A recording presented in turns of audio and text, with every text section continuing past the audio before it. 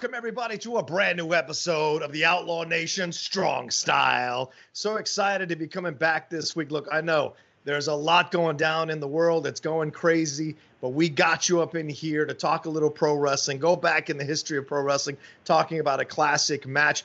I'm one of your hosts, the Outlaw John Rocha, and I can't tell you how excited I am to be revisiting once again with the man from Orlando down there, Aaron Turner. How are you, my man? I'm glad that we're meeting over the internet and not in person, because that seems like a thing that you shouldn't be doing right now. Yeah, a lot of things have happened around here in the past couple of days. Wrestlemania has been moved. Yeah. So that's not happening. But Tom Brady's in town now, so Tampa loses and then wins big time. So I don't know what's going on. It's such a weird thing. Like, how in the hell is Tom Brady going to the Tampa Bay Buccaneers? And we will get to the wrestling. We'll get to WrestleMania in just a second. But what is Tom Brady doing? Is this a lack of options?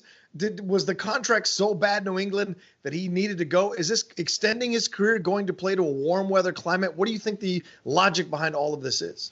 I think he just needed a change, man. 20 years in the same place. Like, there's not much else he could have done in New England. I mean, 6 Super Bowls. Like, what else are you going to do? You could call it if you want, but you can call it a career, but he's still Tom Brady. You could probably still get a couple more years out of him. And why not go to a warm weather climate? I mean, I would say the reason that he didn't pick the Chargers is because he doesn't want to face Patrick Mahomes 2 times a year. And I wouldn't either. But yeah, so you got like a weaker division over there in the NFC. What are they in the NFC South? Is that what that is? Yeah. So, NFC South. So, yeah, I mean, you got the Saints, who with Drew Brees back, we don't know what they'll be. And then you've got Carolina, who just signed Teddy Bridgewater. Right. So, who knows what they're going to be. But, so what happens to Cam Newton now? Is the Cam Newton experiment over, or is he backing up Cam Newton? Cam Newton's going to be out of there. I assume that Cam Newton may go to, I'm no expert. I would say, look at teams that need quarterbacks. I look at Oakland, who just got Marcus Mariota, and they have Derek Carr, so they don't need him. Yeah. So I'm thinking maybe he goes to the Chargers. Maybe he fills in that spot where Tom Brady could have. And Phillip Rivers is now with the Colts, so they got rid of him. Tough call. Who goes to New England? Aaron? It's a great question. Are they drafting Nick Foles. somebody? Nick Foles. God help us all. Because Jacksonville needs to dump that contract, so why not get Nick Foles? Here's what I think is going to happen. Bill Belichick is going to convince Eli Manning to come out of retirement, and he's going to coach him to one more Super Bowl. No. That's what I think is crazily going to happen. No, stop. There were rumors that they were going to try to work out a deal to get Jimmy G back to New England for Bill Belichick and trade him for Tom Brady, and Brady go over to the 49ers. Would be another warm weather climate, would be a team that's already set up to go to a Super Bowl, but in the long run, I guess they couldn't make the numbers work, or they just wanted to keep Jimmy G, which we'll see if that's the right move. And San Francisco is like ground zero for the U.S. Coronavirus outbreak, them in Washington. So maybe get the hell away from San Francisco if you can, but yeah, a lot going on with that. Yeah. Have you been watching any of the no crowd Raw or SmackDown? Did you watch any of that? Yeah. Let's get into that. I watched. It is so weird to watch. It's like you're watching a practice at the Performance Center instead of an actual match, and you're like almost looking at it as if you're a coach. Oh, okay, they did that really well. Oh, I'd change that. They should work on that. One thing or the other. Having Stone Cold come out to an empty arena, it makes absolutely no damn sense. This is just about furthering storylines. This is just about getting people into position so that they can keep going as a brand and keep bringing that live entertainment every week, instead of just taking a back seat for a little bit, paying your wrestlers to sit at home for a little bit, and then just maybe replaying previously best of Raws or best of SmackDowns. This to me makes no sense at all. And WrestleMania at the Performance Center is not WrestleMania. Sorry, you can slap that title on it. It is not WrestleMania. It's like playing the Super Bowl to an empty arena or in a high school football field. It's not the Super Bowl. Yeah, I watched the UFC event over the weekend from Brazil, and it had no crowd, and it was very, very odd. Yeah. Just I understand why we're doing it. I'm not saying that we shouldn't do it, but it's like you said, it's not WrestleMania if it's at the Performance Center. There was a rumor out there that they were going to give it back to Tampa Bay and do like a Super Showdown from Tampa like later in the year, which would have been awesome. Yeah. But that's been kind of squashed. So they're going to go ahead and just give refunds, which is, it's fine. I had tickets to WrestleMania. It would have been my second one. I was excited for it, of course, but the fact that it's not happening, it's not like, they just canceled it for no reason. There's quite a large reason why it's happening. Yeah. So I can wrap my head around that. I can get down with that. But it does suck for a lot of fans, especially international folks that were coming over, and they got to go through all this. And the indie wrestlers, man, that's even worse. Yeah. All that kind of stuff, getting your dates booked. I had some meet and greet scheduled with some indie wrestlers. Those got canceled. I even reached out like via Twitter. I was like, hey, they refunded me this money. How can I give it back to you? Because you deserve the money. So let me. So if you can do that, like if you're a fan out there and you were planning on going to these things, you can like buy one of their T-shirts or something. Yeah. I'm not saying they're poverty stricken, but they do rely on this for a living. So I mean, help them out, buy a T-shirt, do something. Yeah, I don't disagree with you there. And if you've got the income to spend, why not? Because these guys and these ladies put their bodies on the line all the time to try to build a career. So if you've got an opportunity to help them out in any way, shape, or form, why not do that? What do you think, though, overall is going to be the impact of this going forward? Because this doesn't feel like it's going to end anytime soon. And I mean by that, the coronavirus situation. So do you think we're just in for the next 2-3 months of Raws and SmackDowns and NXTs and 205 Lives, if that even is still in existence, or NXT takeovers in the UK, things of that nature, all being without fans? And do you think this could seriously harm the business or the WWE business overall as a money-making machine? Yeah, I mean, they've already canceled the XFL season, so that already had to take a little dent in the pocketbook. For sure. I'm sure that's something they didn't want to happen. And, I mean, nobody could have predicted this. Nobody could have. Exactly. So who knows what we're going to see? I feel like something's coming in a couple of days where they're just going to shut it down. They're going to be like, all right, we're shutting it down. Yeah. Everything shut down for 2 weeks, except for my work. We're going to shut it down for 2 weeks, and everybody's just going to recharge.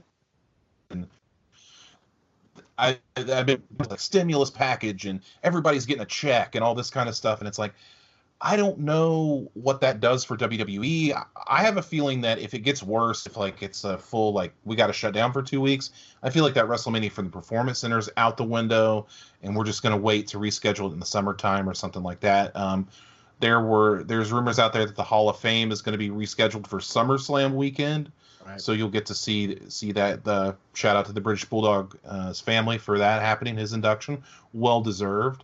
So I mean, if you can push, WrestleMania is something that you can't push, though, in my opinion. Like if you're gonna have it, you just got to have it somewhere. You can't have it.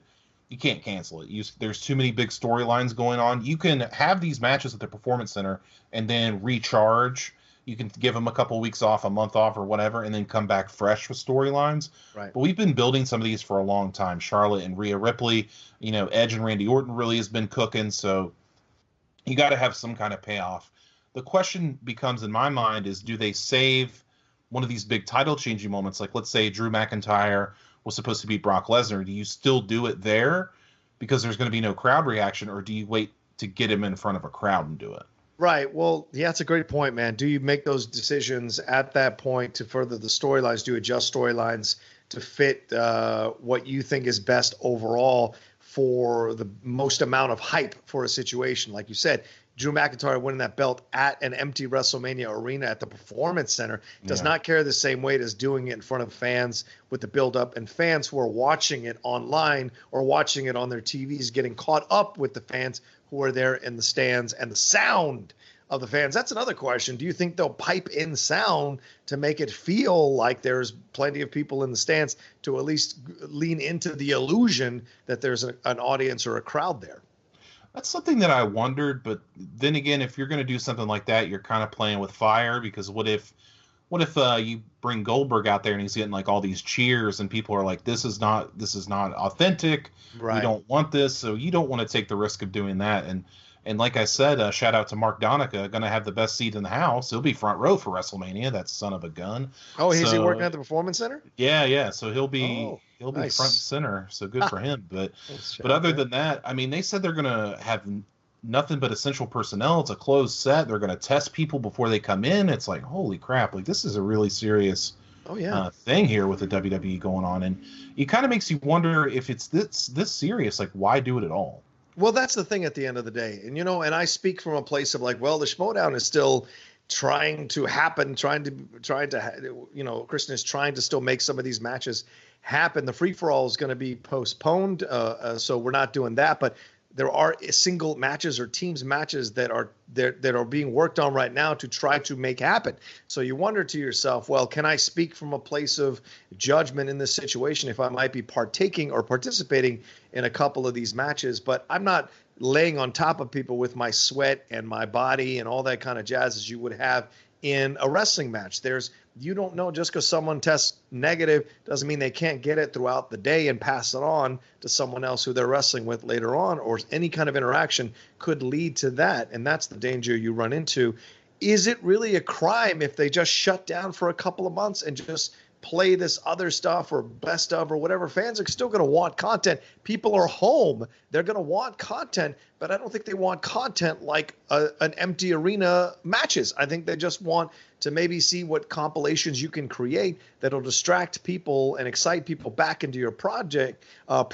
And so that when it comes back live, you've been psyched up for a couple of months to see it come back live with fans in the arena as well. So I wonder if this is being done because they think this is not abating anytime soon, so they might as well get into the process or progress rather, or the habit rather, of doing this so that the fans get into the habit of expecting this until they're allowed to go and watch this stuff live. Yeah, I mean, I for one, I'm like a lot of people. I'm not quarantined. Like, I still go to work every day. Yeah. My work is staying open because we're in the healthcare field, so we got to help, crank all that stuff out. I'm actually where a lot of people's workplaces are closing, mine's giving overtime. So it's, you know what I'm saying? So it's kind of like that kind of deal. So I can only speak from where I'm working from, and everything's business as usual as far as I'm concerned. Right. Of course, going to the store is a little different now, and then, trying to do some other things is a little bit different. I think it also depends on the wrestlers. Like, if you have a wrestler that tests positive at this Wrestlemania, what does that do to everything? Yeah. Like that would be like an immediate shutdown. So right. I don't know, man. It's something we've never dealt with or haven't dealt with something like this in a long time. So what a difference a week makes. Like, a week ago, we were kind of like casually talking about this, and now it's just exploded. Yeah. To like all 49 states except for West Virginia has a reported case, which I think that's just because they're not testing, but I digress on that. The mountain mama holding strong, but it's chaos, and who knows when it's going to end. Yeah, true. And the fact that and I'm not trying to get political here, but the fact that Trump has stopped claiming it's a hoax, has stopped trying to blame Democrats or Obama or anything like this, and is actually trying to do something about it with his administration, lets you know how serious this actually is.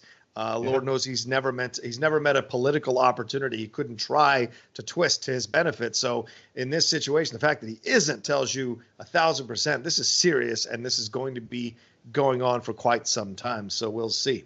But anyway, that's our thoughts on that. Let us know what you think about the WrestleMania stuff in the comments section below, or tweet at us what you think about it happening without any fans in the arena at the Performance Center. Certainly very unusual. But today, we're here to talk about WrestleMania that happened, a match that happened in the past. That's WrestleMania 10, the legendary match between the Heartbreak Kid, Shawn Michaels, and Razor Ramon, a.k.a. Scott Hall. The ladder match of ladder matches.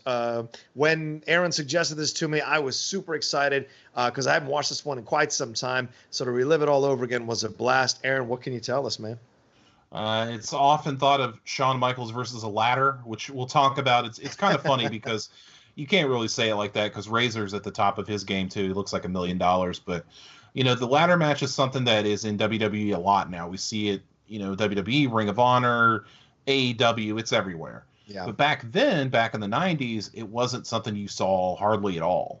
You would see it maybe at the territories, like some NWA match, like it would be a serious blow-off. And that's where they got the idea. They got it from Bret the Hitman Hart. He brought it in from his father's wrestling company, Stampede Wrestling. They would use it for big blow-off scenarios, and Bret brought it in and said, hey, let's try this. And the first ladder match was actually Shawn Michaels versus Bret Hart in July of 1992 for the WWF Championship, which at the time it was not televised. It was on a Coliseum home video. So you just kind of had to like stumble upon, what is this match? And you just had to stumble upon it. And, 2 years later, here we would be at WrestleMania 10 with this ladder match. But something I want to throw in there that a lot of people may not know, I was watching this great, it's very short, it's like 5 minutes, it's on YouTube, you can find it, of Shawn Michaels and Razor Ramon just kind of talking over the match. That was awesome. And they were saying that, it's not like today where you go under any WWE ring at any time, there's like 5 or 6 ladders. They had one ladder, man. so if that one ladder broke, that's it. Match. And they put that ladder through hell, Aaron. Oh my God, yeah, they bent that ladder. It's also not the same kind of ladders that they use today. That was a Home Depot ladder that they were using back at WrestleMania 10. That was some serious business. And there's even one part, I'm kind of skipping ahead a bit, but I think it's hilarious, where Shawn Michaels just throws the ladder at Razor Ramon during the match. And when they did that in that recap clip they were doing, Shawn said, I didn't know what to do during the ladder match, so I just threw the ladder at him because I didn't know what else. Like, I didn't know how to play with it or anything, so I just threw it, and it just bounced right off of him. So I think that's kind of fun. I mean, we see, like, Jeff Hardy and, the Hardy Boys, Edge and Christian, the Dudleys have innovated that ladder match now. Yeah. It's a totally different thing now. Shelton Benjamin, of course, as well, and just taking it to new heights. But back then, this was like the tippy top. Holy crap, what is this? Yeah. But how did we get there is the question. How did we get 2 titles suspended? And that was because Shawn Michaels tested positive for a steroid, which is pretty funny because Shawn Michaels is not a big guy, 234 pounds. I mean, how did he test positive for a steroid? And he says, in his WWE autobiography, he said, I've done a lot of stuff in my day, a lot of drugs, but I will submit to this day that I did not take any steroids. So even though he admits to doing all these other things, he still says he did not take any steroids. He don't know where that came from. Wow. So if you're still going to hold true to that, I tend to believe him. Yeah, I do too. Maybe Triple H slid something in there because he wanted to get himself further up the chain. You never know with these games that wrestlers play and the ball busting they do. But yeah, I mean, if he's still contending all these years later that there wasn't anything in there and he didn't use it, at least for that test, then I tend to believe him as well, because there's certainly a lot of examples of people who have used this stuff in the past and have terrible excuses when they get caught with it. John Jones. But those kinds of things come through and you see it. So if Shawn's denying it still to this day and admitting about all the other transgressions he's had legal and illegal, then you kind of have to give him the benefit of the doubt in this situation. But it did certainly set up, Aaron, a fantastic match down the road with these two guys in their prime. How did Razor end up in this match? Well, real quick, Triple H, please don't take heart to that comment. I want to come back to the PC, so I didn't say that. So invite me back to the PC. Don't invite Rocha, but you can invite me. But so Shawn was out on storyline, he was inactive. So they stripped him of the Intercontinental Championship and they held a 20-man battle royal on Monday Night Raw to crown a new champion. What happened was, at the end, when it got down to the final 2, they would have a match, and whoever won would be the new Intercontinental Champion. Well, it came down to Razor Ramon and Rick Martel, and Razor ended up beating Rick Martel to be the Intercontinental Champion.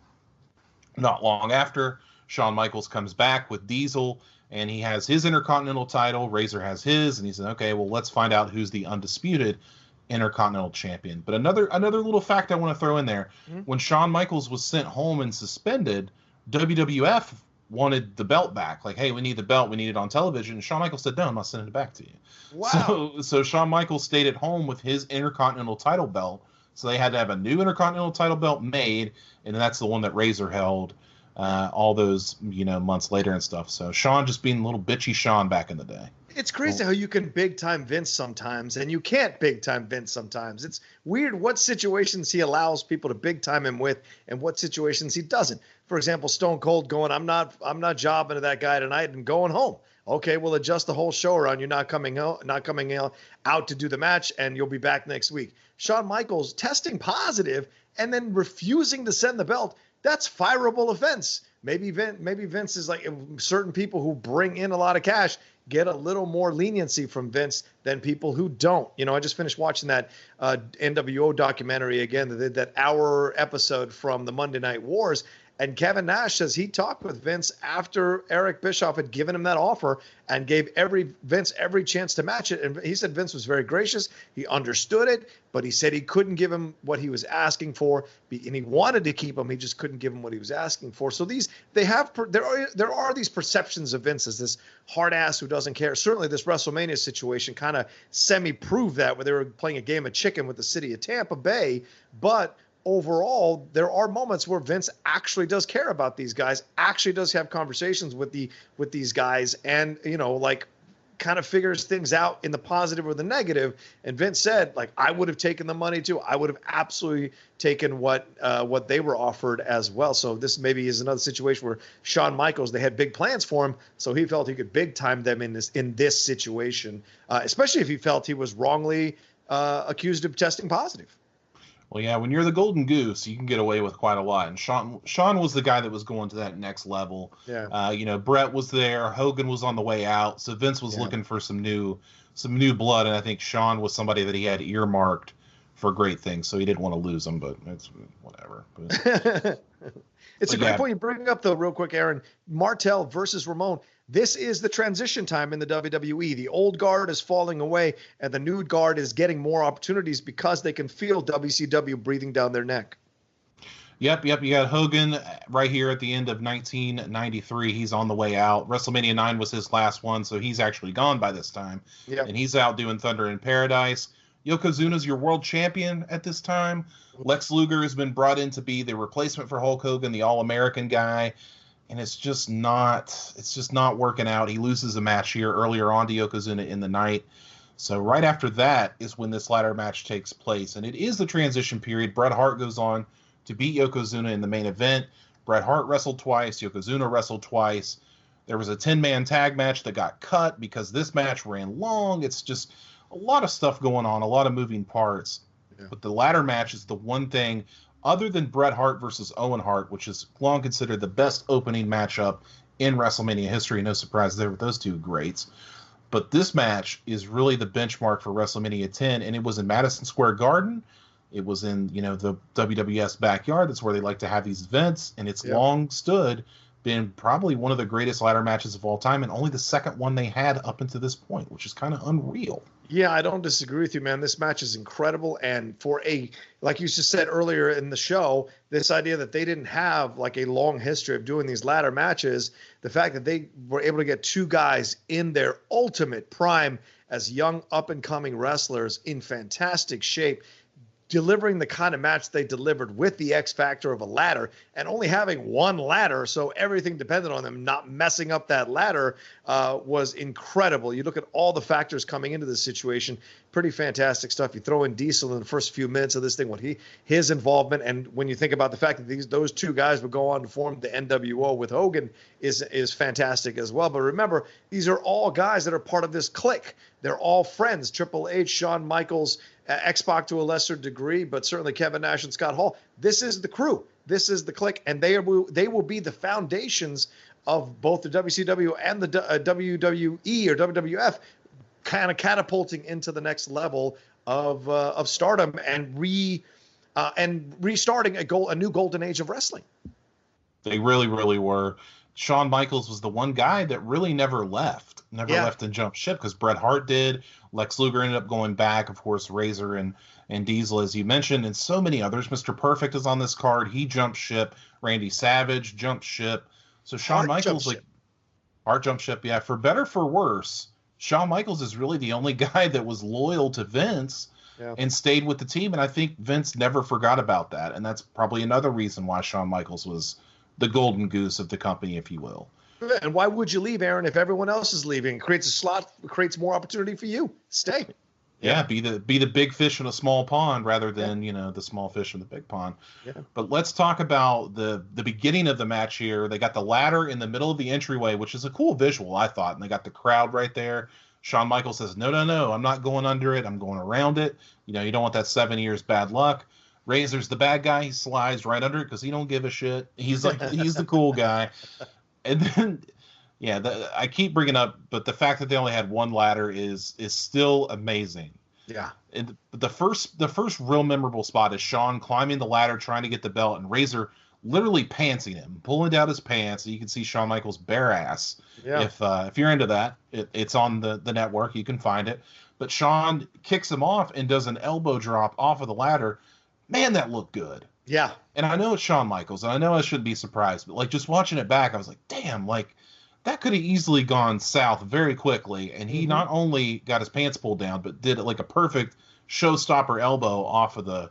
Man, I loved it. It was like one of my favorite parts of the whole match. It's a rare bare ass elbow drop that you don't see too often, and it totally worked, and it was fantastic. And the entire match is full of some great spots, and we'll get to them. But what really overall the vibe that I got out of this match is the speed of the match is really incredible. The spots aren't wasted. Everything works to that ultimate ending. And both of these guys are putting on a hell of a show. And it's why we're talking about it on this show. One of the episodes that we're doing on Strong Style dedicated to this match is because of how good this match actually is from minute to minute throughout. There's not a moment to catch your breath. There's not a moment to feel like you're getting a little bored that they're doing the same thing over and over again. No, it's inventive. It's fun. It's fast. And some of these shots are stiff. These young guys kind of testing their own mettle with each other, seeing how hard they can get hit in certain situations. I mean, Scott Hall is full on running into a shot from Shawn Michaels that he barely sees coming. It's incredible these shots that they take in this match. Well, these two guys had amazing chemistry. Anytime they were in the ring together, it was magic. That's just the click mentality. That's why Michaels and Razor and Diesel and the 1-2-3 Kid and Triple H, they all gravitated towards each other because they were so good and had such good chemistry in the ring. Razor Ramon, or Scott Hall, whatever you want to call him, in my opinion, throws probably the best, working punch in wrestling. It's an excellent punch. I would say him and Jerry the King Lawler, 1A and 1B. Jerry the King is second to none. But, man, Scott Hall really looks like he's putting a hurting on you. And, Shawn Michaels at this time doing pretty good in his own right. He wasn't quite the Heartbreak Kid that we were used to, but you saw shades of it in this match. I mean, him jumping off the ladder with that huge dive, which is on every single WrestleMania highlight package that you'll ever see. Yeah. Him jumping on the ladder and then riding it down across Razor's back, like just stuff like that. And Razor, a funny thing, like during this match is like Razor hits Shawn out of the ring and he's got the ladder, but he doesn't go for the title belt, which was weird. I remember like, hey, well, couldn't you just win?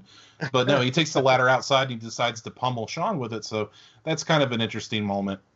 Yeah. But like I said, fans call it the best ladder match of all time. Shawn Michaels versus a ladder, which isn't very fair because I think Scott Hall is just as good in this match. He shows a lot different than what we're used to of him because he's so big and strong, and a lot of people don't realize that. He's a big, big man.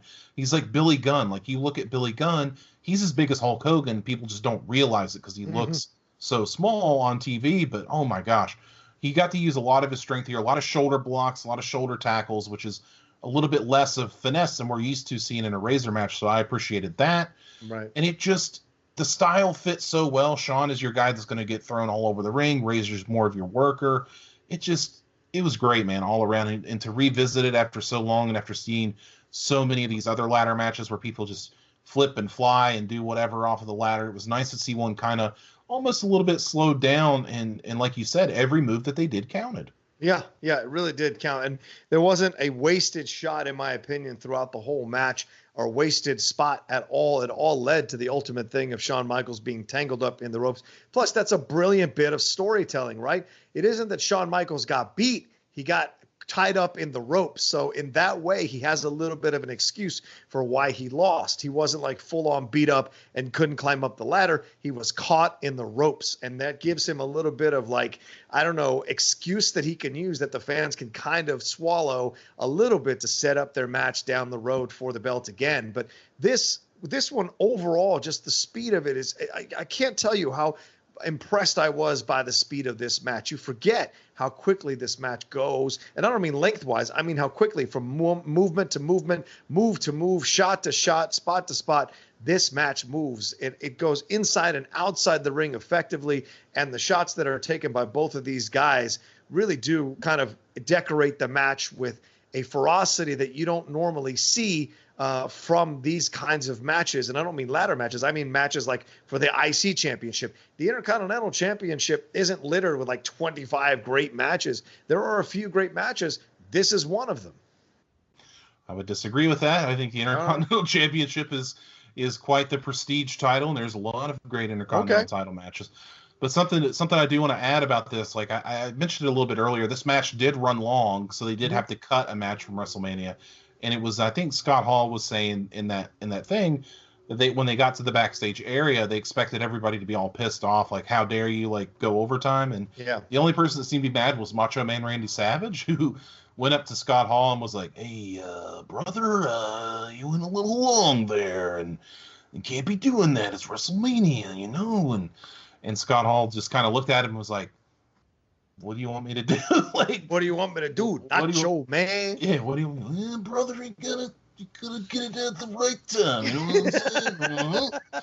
But it's just like, it's something like that. Like, there was a time where Batista and The Undertaker went on at WrestleMania, and they went on a little long, but they had a great match. And then, the story is Batista went in the backstage area, flipped the curtain, and said, follow that. So it's a lot of pride, a lot of pride going into that. I mean, I wouldn't have traded that match for anything, not some pointless 10-man tag match with Jeff Jarrett. I don't care. Yeah. I like this match, and this is the one that people will watch over and over and over again. Well, it's funny because you see them in the back having the argument after the match is over about who's going to lead that team. And with Jeff Jarrett, and I think it was the Samoans, Wild Samoans were there, and which I had forgotten that Afa or Sika, whichever one was still kind of dancing around there with a young Tonga kid, and whoever else was trying to run that team. So they do at least give you a little bit of backstage of what was going to possibly happen, and then they on the fly had them arguing about who was going to lead the team, and then in the end the match doesn't even happen, and maybe that's their fallout, or their way to get out of that situation in a PR way that makes sense. Yeah, maybe you're right. Maybe there are more. Maybe there are 25 good IC matches. I can only think of maybe 7 or 8 in my mind, even though I'm older than you. But maybe you're more of a historian about that and know more about these IC matches than I do. But that being said, this one does still stand out as one of the top 10. You could maybe argue some people probably would say top 5 IC matches ever because of the time of both in these guys' careers, what was going on in leading into this match, the idea of the legitimate champion versus it's almost like Ali. Well, Joe Frazier's the champion, but he never knocked me out. He never beat me up for the title. I was forced not to fight because of my stance against the Vietnam War. So when I come back now, I'm facing Joe Frazier for the belt for real. Let's see if he's a real champion. And Joe Frazier knocked him out knocked him down and got that victory, just like Razor Ramon got the victory over Shawn. And I imagine they let him beat Shawn because Shawn tested positive in the steroid situation. So it's kind of a final, like, put this guy over. You can keep that belt, but you're putting this guy over in this situation. And later Scott would put Shawn over. So what do you feel is like the overall feeling coming out of this match, or its place in the legacy of the WWE or pro wrestling itself? I think it showed that you can have a stellar standout match at WrestleMania with 2 guys that are on the mid card. Like, if the equivalent of this match today would be a Universal Championship match. It wouldn't, because it's just different. It's just different. We're in different times now, but it showed that mid card talent could put on a hell of a match. Yeah. It showed that you can take a risk if you have dudes that are good enough and athletic enough to pull it off. Like, did they think a ladder match was going to work at WrestleMania? I think they just threw it at the wall and said, if it works, it works. And if it doesn't, we'll never do it again. And I think it's a testament to both of those guys and how great they are that we see it time and time and time again, but none of them can recreate that original magic. Sure, there have been great ladder matches since, but there's nothing that really can top that one, and that's pretty incredible. Yeah. And what happens afterwards from this match? Is there more you want to cover in this match, brother? I mean, the only thing that I can think of that happens after this is that Razor does lose his Intercontinental Championship to Diesel, which is kind of a fun thing. So they're kind of just passing it around the clique. Yeah. But, the aftermath of it is that at SummerSlam 95, they would have another ladder match for one Intercontinental title, and Shawn would get the victory back, even though they screwed up the ending and had to do it twice. But that's another story for another time. Shawn would go on to win the title a year later in 96. And then, Razor would leave the company in 97 to go form the NWO, brother. And then, of course, sweet. Shawn inducted in the Hall of Fame in 2011 and 2019 as a part of DX, and Razor inducted in 2014 and soon to be inducted whenever they have it this year in 2020 as a member of the NWO. So, of course, you guys probably, if you guys watch this, you know these guys, you know their Hall of Fame careers, but this is awesome. Such a fun look back. If you haven't watched this match in a while, I would definitely recommend it. You're not going to be watching anything else for a while, so you might as well throw this on. Wrestlemania 10, why not? It's actually a really good pay-per-view as well. Like I said, you got Brett and Owen, and you've got this match, you've got Yoko and Brett. So it's really Bret Hart's pay-per-view, but these guys stole it from him. And, this is going to be one of those few times where I'm okay with Brett, not having the spotlight. Oh, boy. You also have your favorite commentator, Todd Pettengill. I love Todd Pettengill. Listen, man. Listen, guys. Listen, fans. Listen to this crap. I get a text from Rocha the other day. He goes, "This Todd Pettengill guy, like, why? What did he do? Like, get rid of this guy." Yeah. And I was floored because I'm such a Todd Pettengill fan. Like, he's a part of my whole life. Like, yeah, he's goofy, yeah, but that was his thing. And Todd was a part of WWE for so long. He did those Saturday morning shows, WWF Mania, I remember those. WWF Livewire. Like, Todd Pettengill was like my Saturday morning, getting me caught up on everything in the WWF because I couldn't stay up all the time and watch Monday Night Raw like I was a kid. So Todd Pettengill was the dude that was catching me up with everything. So I got a lot of love for Todd, and I will not hear his name besmirched by the likes of you or anybody. Wow, never seen anyone stand for Todd Pettengill. Shout out to you, Aaron Turner, for that. I just, for me, and then maybe this is something we could talk about for a couple more minutes before we wrap up the show, is this is an interesting time in the WWE. As I said earlier, this is when it's starting to transition with Razor and Martel. Martel being part of that old guard. Remember, he had been the tag team champion with Tito Santana and Strikeforce. Martel had been part of so many things going. The model Rick Martel, having been a heel and a face numerous times throughout his history. You have Randy Macho Man, the WrestleMania 10. You have Bret Hart and Yokozuna. This is all this transition time. You've even got a Bill Clinton impersonator throughout the whole night at WrestleMania 10. So this is when... Yeah, right. And this is where the WCW started to kind of take the lead a little bit because the WWF, at the time WWF, was still caught up with playing the old idea of characters, playing with this funny, goofy thing, playing to kids. And I love in the documentary, they said that the reason they kind of saw the transition going into the Attitude Era, obviously it was what the NWO did with WCW, but also they realized their fans were actually young adults. And those kids had grown up. And the last thing they wanted to see was another, situation where you had all faces. It was anti-heroes, right? It was Undertaker starting to kind of take precedence in the WWF. There were other anti-heroes that were kind of bubbling under the surface that were waiting for the opportunity. Even in this match, Razor Ramon, you could argue, was a heel all the way as they transition into this match. He is a face. People are cheering for Razor more than Shawn throughout this match. And Shawn obviously bringing Diesel in is a bit of a heel in this situation, but this is Razor Ramon, who had been a heel from the beginning, kind of transitioning into being a fan favorite. Why? Because he's an anti-hero. So this was this weird transition time with WWE that they had to play catch up. And if they hadn't made the adjustments that they did, there's no way they would have survived in the long run. And really, pro wrestling might have gone the way of the dodo because WCW would have fallen apart eventually themselves as well with the bad management that was going on from top to bottom. So this is a fun little time capsule match just before all the stuff starts to pop off in the 90s.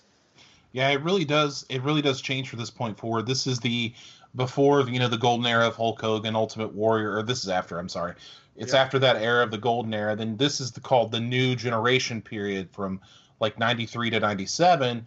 And then we go on to the Attitude Era, Ruthless Aggression Era, and now we're in the current PG or whatever you want to call it era of WWE and professional wrestling. But this is where Bret Hart gets his runs. This is where Shawn Michaels gets his runs. Psycho Sid, Diesel, all these guys get their runs. Undertaker's pretty prominent here as well, as he should be. But on the other end, you've got, like you said, you've got it bubbling up. You've got Hulk Hogan still wearing the red and yellow.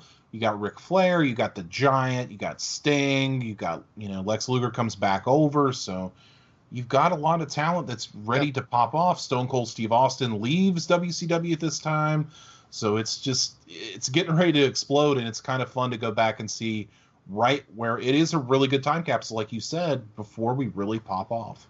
Yeah, yeah, and it's exciting to see these guys, and you can remember these guys. I mean, watching that 5-minute video, you see what the toll wrestling can take on people's bodies. Those gentlemen look old, but they put on a hell of a show in this match, and this is still one of those great ones you can go back to that people talk about and still lives up to the hype.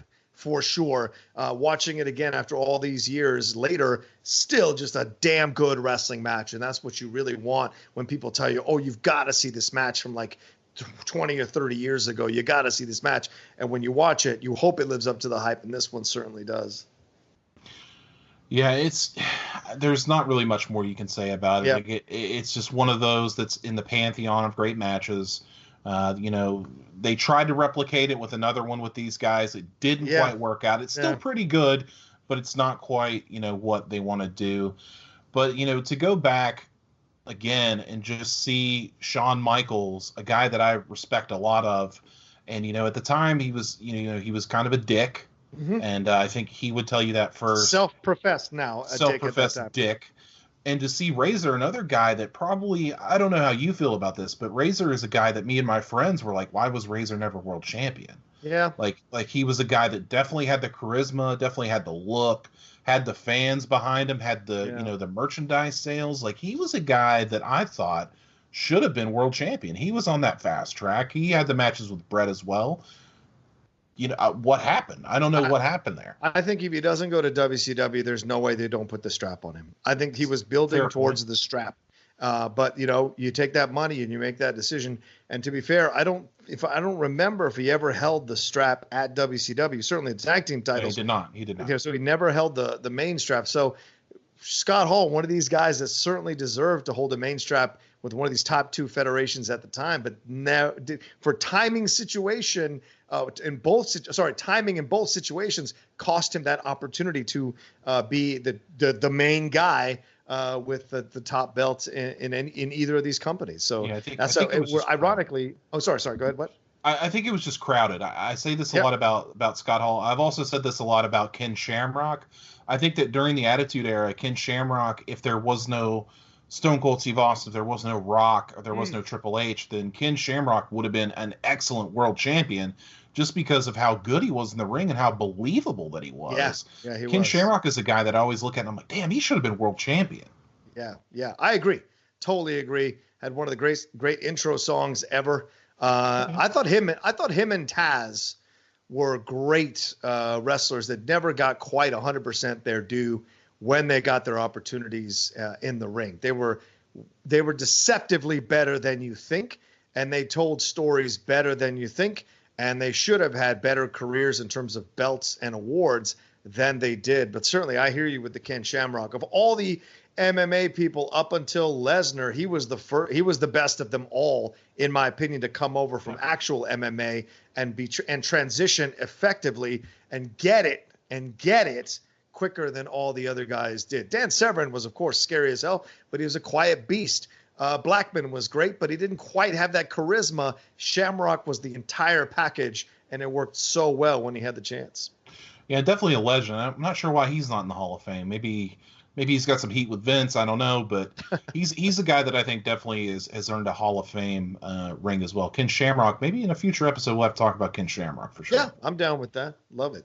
All right, well, that's our episode here of Strong Style, revisiting a WrestleMania 10 for this iconic ladder match between the Heartbreak Kid, Shawn Michaels, and Razor Ramon, a.k.a. Scott Hall. What do we got coming up next week, man? What do we got on the schedule? So next week's the big one. This one's going to make your head explode. We have the Ultimate Warrior versus Hulk Hogan, the Ultimate Challenge, title for title.